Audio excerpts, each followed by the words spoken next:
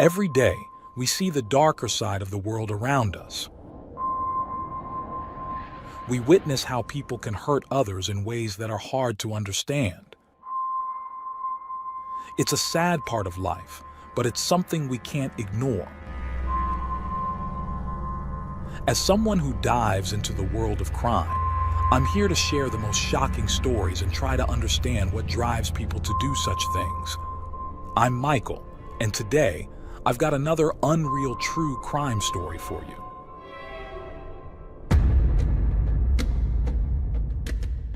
The house was quiet, but the fear inside was loud. A family was trapped in a room, holding their breath, hoping the locked door would keep them safe. Then, a gunshot. The lock shattered. Someone fell. Footsteps echoed down the hall. Whoever was inside wasn't in a rush. This wasn't a random break-in. It was planned. By morning, police arrived to find a crime scene that didn't make sense. It looked like a robbery, but nothing was stolen. The signs pointed to one person, but the real question was, who was really in control? As detectives searched for answers, they realized this wasn't just about love, jealousy, or even revenge. Someone had pulled all the strings, and by the time the truth came out, it was more shocking than anyone expected.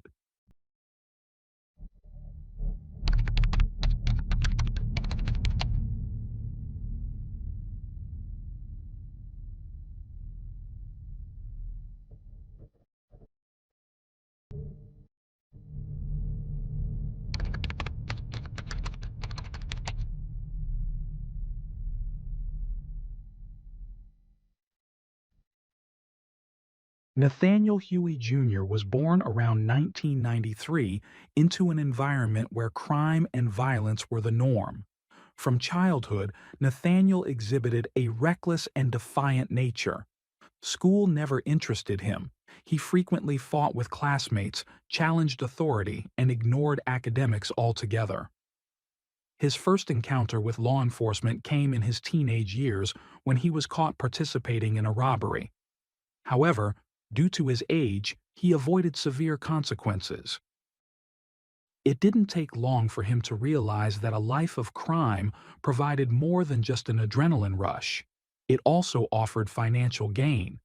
His offenses escalated, and by 2016, he found himself behind bars for assault. A year later, he was arrested again for driving under the influence. But what truly fascinated Nathaniel was weaponry. He amassed a collection of firearms, frequently showcasing them on social media. His online presence was filled with images of handguns, rifles, and ammunition, attracting the attention of law enforcement. Eventually, the courts banned him from possessing firearms, but Nathaniel had no intention of complying. Instead, he turned to the black market, acquiring weapons through illegal means. Despite his criminal record, he attempted to present himself as a legitimate businessman. He launched a private security company, though it operated without proper licensing.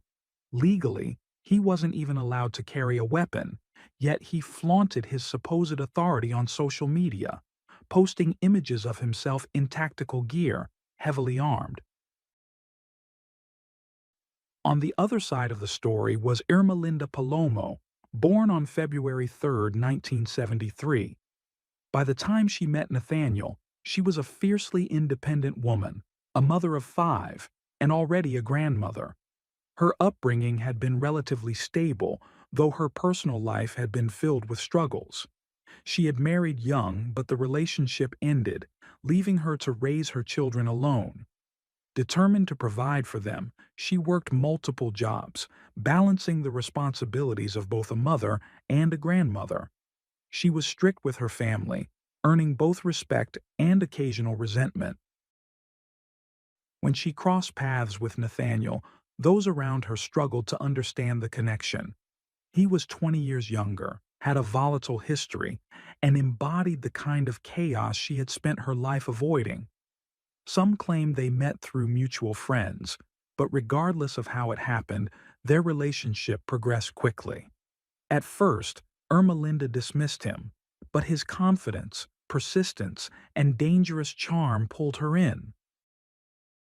For Nathaniel, she was a source of stability, someone who offered him a sense of security he had never known. For her, it was something new, an experience that gave her the illusion of control over a man who lived recklessly. Their bond was unconventional, an attraction built on stark differences. Before long, they moved in together, and Ermelinda's children and grandchildren shared the same crowded space. Yet, their home was far from harmonious. Nathaniel's obsession with weapons never faded. Despite legal restrictions, he continued to acquire and display firearms, making under-the-table deals and exploiting legal loopholes. Guns were more than a collection to him. They were an extension of his identity. He carried a weapon at all times, even inside the house, often dismantling and cleaning his firearms at the kitchen table. Ermelinda initially overlooked this behavior. She cared more about the money he brought in than the legality of his business. But over time, she noticed that his interests weren't just financial. Nathaniel was unpredictable. His temper flared over the smallest inconveniences, a misplaced word, an unwelcome glance. He could go from seething anger to eerie calm in seconds, as if nothing had happened. The first person to voice concern was Christina, one of Ermelinda's daughters. Unlike others who ignored the warning signs, she saw Nathaniel for what he was: dangerous. She watched how he spoke about violence, how he carried himself with arrogance, how he refused to be contradicted.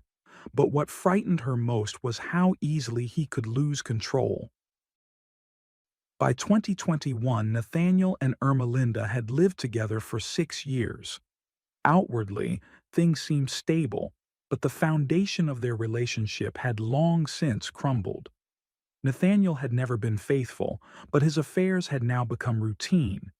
He used social media to meet new women, engaged in secret conversations, and erased his messages meticulously. He often left late at night, offering vague excuses about work or business meetings. Ermelinda would wake in the middle of the night, only to find him gone. By dawn, he'd return without explanation. Nathaniel never worried about being caught. He assumed Ermelinda either wouldn't find out or wouldn't dare confront him.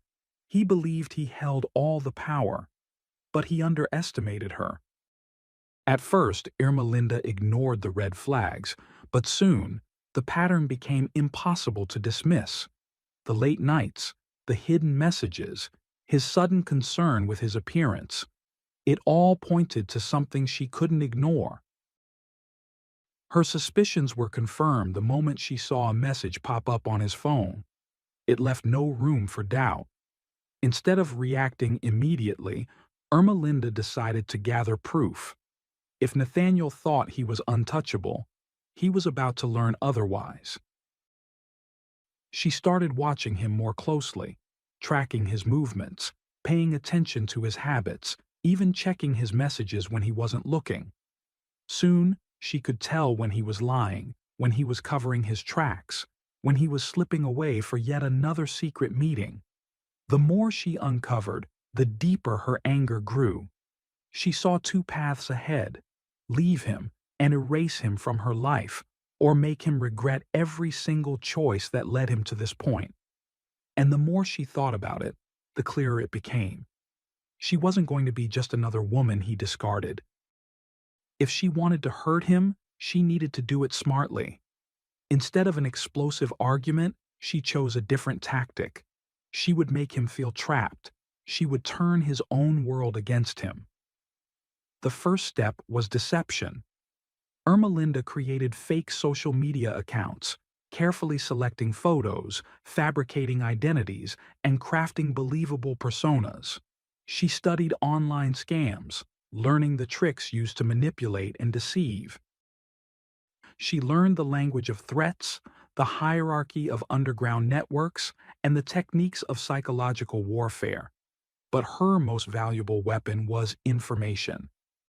She figured out how to track locations, access hidden data, and manipulate the digital world in ways Nathaniel wouldn't see coming. Then she set her plan in motion. The first contact came from a woman who appeared to be deeply interested in Nathaniel. As expected, he took the bait. He responded eagerly, unaware that he was falling into Ermelinda's trap. At first, their messages seemed harmless, nothing more than casual flirtation. But then she started dropping hints, small details about his life that she shouldn't have known. She let him believe that someone was watching him, keeping track of his movements. Then came the moment that sent his paranoia spiraling, one simple message with his real-time location. Nathaniel was rattled. Ermelinda could see it in his face, in the way he started glancing over his shoulder, double-checking his surroundings. But she was far from finished. The next wave of deception introduced new players. Nathaniel started receiving messages from different people, some threatening, others pretending to offer protection. They reached out from different platforms, different numbers, never following a predictable pattern. Some demanded money, others warned him to stay away from certain places. A few hinted that he was already too deep into something far bigger than himself. None of it made sense to him, but that was the point. His behavior changed almost overnight. He became restless, anxious. He avoided answering unknown calls, constantly checked his surroundings, and even asked Ermelinda to drive him places just to make sure he wasn't being followed. He changed his passwords, deleted messages, anything to shake off the invisible threat he couldn't understand. But the more he tried to escape it, the deeper he fell into Ermelinda's trap. She watched with satisfaction as paranoia took hold of him. What he didn't realize was that the real threat was living under the same roof. Then, in May 2023, someone else entered the picture. Zoraida. She was one of Nathaniel's co-workers, a woman whose life was already tangled in its own web of secrets. Married with 2 children, Zoraida wasn't content in her home life. Infidelity wasn't new to her.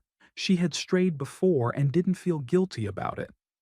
To her, personal happiness was more important than loyalty. Nathaniel saw her as an escape, something fresh and exciting. His relationship with Ermelinda was not working, and Zoraida gave him the thrill he craved. It started with stolen glances, then hushed conversations, and soon they were wrapped up in something neither of them cared to stop. Ermelinda had been monitoring Nathaniel long enough to notice when his behavior changed. At first she thought Zoraida was just another fleeting affair, but then she saw the messages. They weren't just flirting. They were making promises. Nathaniel told Zoraida he loved her, that he wanted a future with her. Zoraida said the same. They fantasized about running away together, creating a new life, one without Ermelinda. Reading those words, Ermelinda felt something she hadn't before. This wasn't just betrayal. This was humiliation. She had spent months making him believe he was under attack. And yet, despite all of it, he was still out there, chasing after another woman, living his life as if none of her efforts had mattered. Now, she needed to destroy him. She intensified the psychological torment, introducing even more terrifying figures into Nathaniel's world. He was no longer just being watched, he was being hunted. Nathaniel had been through too much to be afraid anymore. He had survived the worst of it, or so he believed. The only thing that mattered to him anymore was Zoraida. Walking away from her wasn't an option. For the first time in his life, he wasn't just covering up an affair, he was fighting for it. Ermelinda saw the shift in him. If she couldn't break Nathaniel directly, she would destroy Zoraida instead. Her first move was to shake the foundation of Zoraida's home. Using her network of fabricated accounts, she reached out to Zoraida's husband, Alberto. At first, she planted subtle doubts, anonymous messages hinting at betrayal.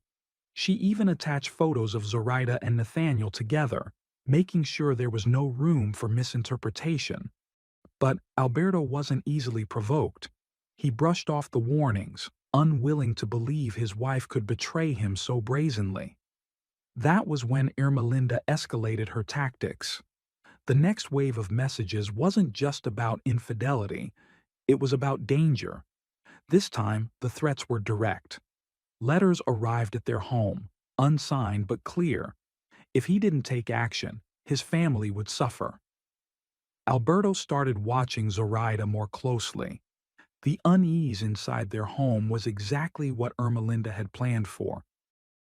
Yet, Nathaniel still wouldn't let go. Even as paranoia crept into his life, he clung to Zoraida like she was his last lifeline. Now, Linda made him believe that Zoraida was the one feeding the people who were spying on him with information.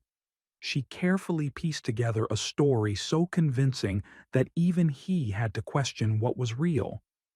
Using her fake accounts, she sent messages from fabricated informants, each one hinting at the same thing. Zoraida wasn't just some woman he had fallen for. She was working against him. She was the reason the threats kept coming. The paranoia finally consumed him. Nathaniel confronted Ermelinda with his suspicions, and she played her role perfectly. She acted hesitant at first, then reluctantly admitted that she too had been warned about Zoraida. Nathaniel couldn't ignore it anymore. The only way to survive was to act. Then came the final test of loyalty. Ermelinda let him believe that his so-called enemies were watching his every move, and they needed proof that he wasn't compromised. There was only one way to prove he wasn't a traitor. The choice was his. By the time Nathaniel made his decision, there was no hesitation left in him. There was no fear, no regret, only a cold, calculated determination to do what had to be done. The planning began immediately. Nathaniel approached the situation like a mission. He studied Zoraida's habits, tracking her schedule and pinpointing when she was most vulnerable. He took note of when Alberto was home, when the children were asleep, when the house would be easiest to enter. He mapped out possible escape routes, watching for surveillance cameras, memorizing the neighborhood's layout. At the same time, he prepared his supplies. He already had a stockpile of weapons, but he gathered other tools, clothing to blend into the night, gloves to avoid leaving prints, tape, a flashlight. He and Ermelinda shopped together, selecting items carefully, making sure no one would suspect a thing. Ermelinda stayed in the background, never directly involved, but always guiding him in the right direction. By the time everything was in place, Nathaniel had stopped thinking about consequences. The night arrived. Ermelinda remained eerily calm as she drove toward Zoraida's house. She acted like it was just another night, even asking Nathaniel why he needed to go there, though she already knew the answer. He didn't respond. He didn't care what she thought anymore. All that mattered was the task ahead. When they reached the house, Ermelinda stayed in the car while Nathaniel stepped out. The front door was locked, just as he expected. He moved silently around the side of the house, found a window, and shattered the glass. The noise jolted Alberto awake. He sat up, listening. Then, he got out of bed and moved cautiously toward the sound. Nathaniel was already inside. The moment Alberto turned the corner, Nathaniel fired, but his aim was off. The bullet missed.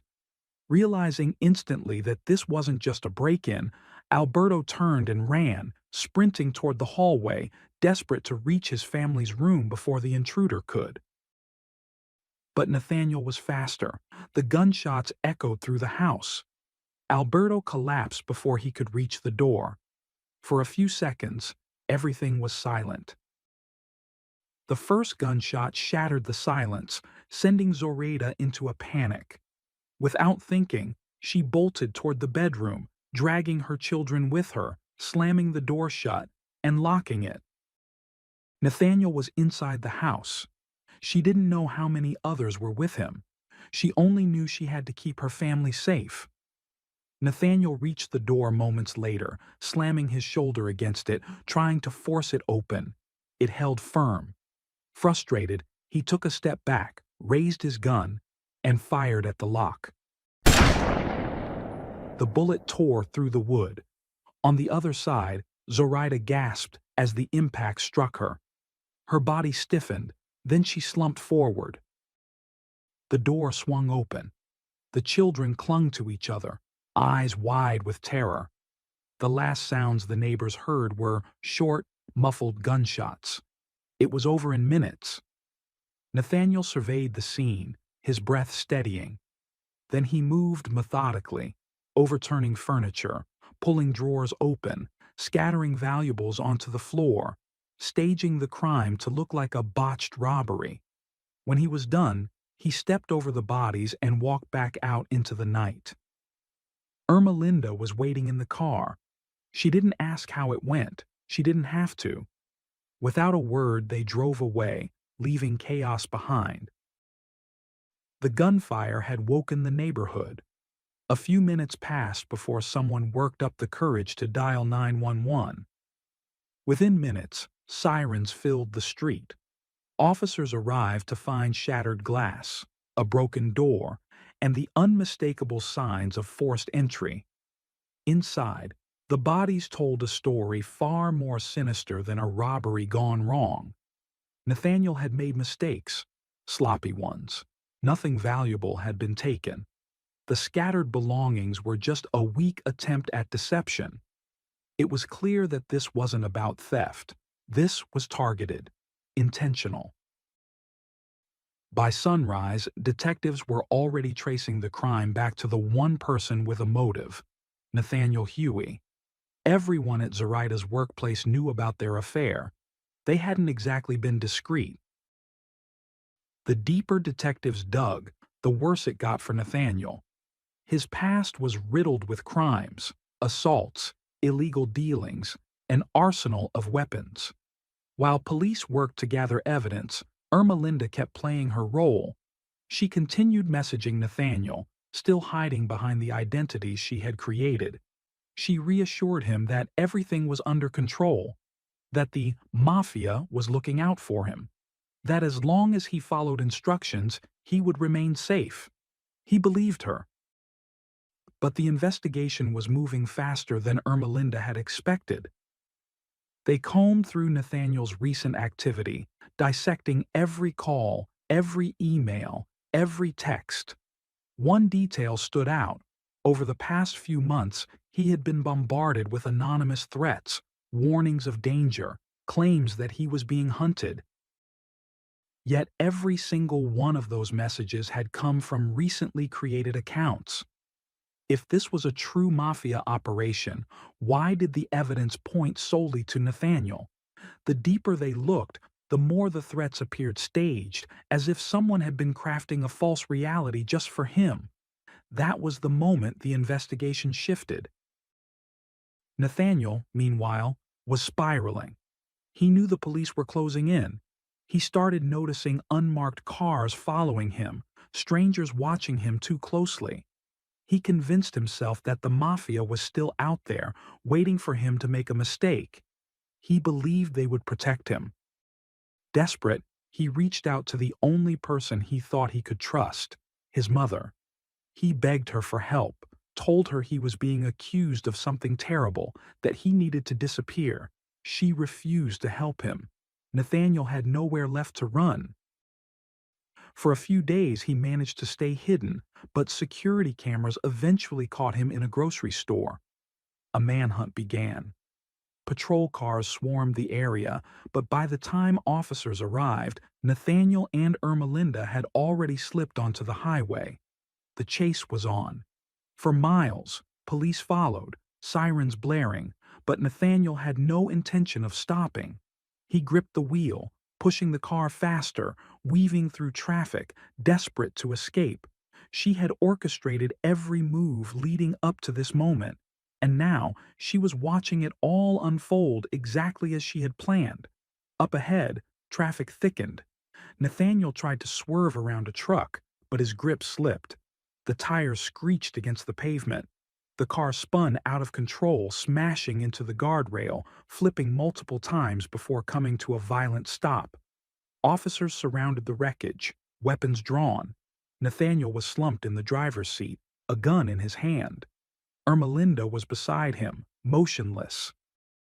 At some point in those final moments, he had turned the weapon on her, and then on himself. Investigators combed through the wreckage, trying to piece together what had happened in that car. Had he figured it out? The case didn't end there. Detectives turned their focus to Ermelinda's devices.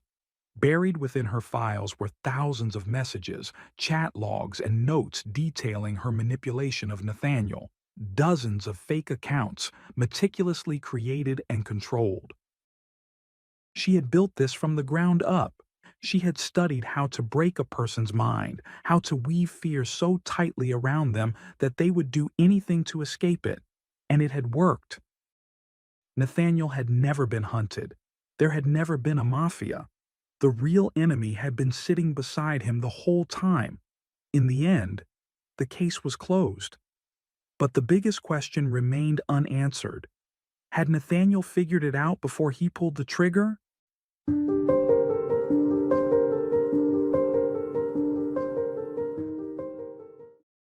Thanks for tuning in to Unreal True Crime.